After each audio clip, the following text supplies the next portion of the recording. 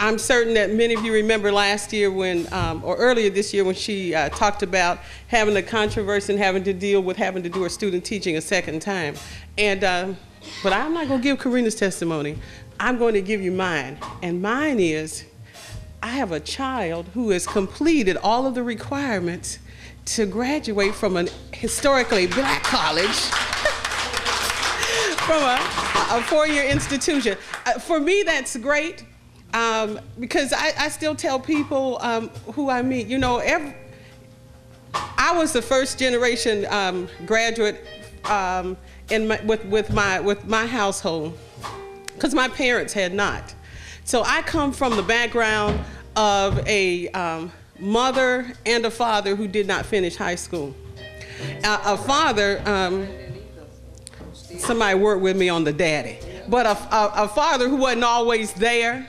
And I was telling them about how I was in college and I didn't have a coat, and I sent him I wrote him a letter, or sent him a message. I think I wrote him a letter, and the message I got back from him was he had to put a new engine in his car.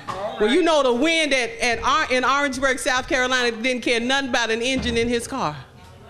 I needed a coat. So I walked around wearing a jacket that I had made, telling people, oh, I ain't cold. But you know, I'm master of that. Okay, I am master of that.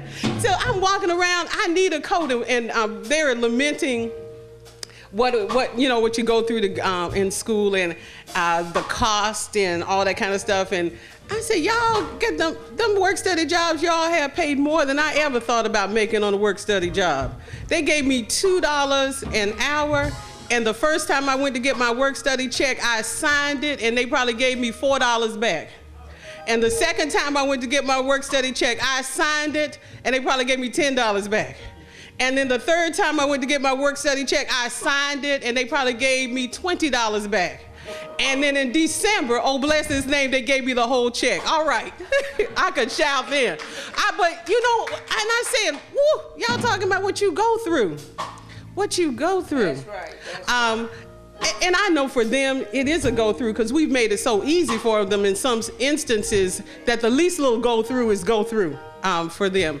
But I just thank God for what she's accomplished, because again, I come from a household where my mother nor my father graduated from high school. And I used to, and you know, sometimes your grandparents, young people, can get on your last nerve.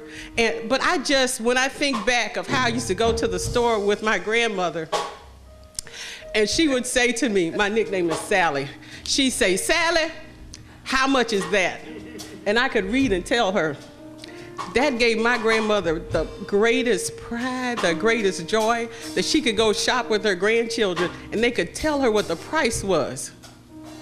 And she took us with her, and I was always with her, because she always bought you stuff when you went with her. So I was always gonna go with her. But it just gave me when I think back now, I think, oh my God. I tell kids at school, you know, there's got to be something in reading. When they passed a law that said we couldn't read, when they passed a law that said you could go to jail and get in trouble for reading, we ought to know that there's something in reading. I am so glad that God planted that. And I got my reading. I'm going on too long. I'm sorry. I learned how to read in Sunday school. And when I got to school, I knew a few things. And I didn't know until later that I was in class with some of the smart kids whose parents were teachers and other things. I thought I was just in there because I was just in there. I didn't know until I started teaching school that they kind of put you in groups. I said, oh, I guess I knew a little something when I was in school. But I just thank God. I just thank God. And like I said, Karina don't have to tell her whatever happened, what it was to her. But for me, it was a great to come with a family with no education. And see, for some of you don't know that my mom was given away when she was a baby to the lady who raised her. And when I look back, my aunt said to my mother, you ought to be glad. She said, you don't know how we grew up. You ought to be glad. She said, you just thank God that even though you may have complained about Miss Rosie, my grandmother's name was Rose, you may have complained about Miss Rosie, but you ought to thank God that when you came home, you didn't wake up in the morning to find your grandmother passed out. That's right. On the front porch. And while my mother's birth mother could read and write, and her and the woman who raised her couldn't, I just thank God for going to them little 3 rooms that she had. Yeah. And when I woke up in the morning, she had something cooking. I didn't always like it, but you know, I had to eat it. And then when I came home, she was excited to see us. She wanted us to tell her what we'd done in school. I just thank God for a desire for education, for a desire. And she couldn't read the word, but I'm telling you, and I guess I got it from her, she listened to the word morning, noon, and night.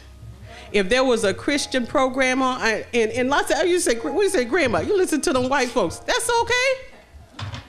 Morning, noon, and night, she listened to the word, and the word that she could remember, she imparted to us, and I thank God for her, because that meant she knew to raise her daughter, my mother, in church, and then my mother raised us in church. And so even though they're not here, Karina and Kyra,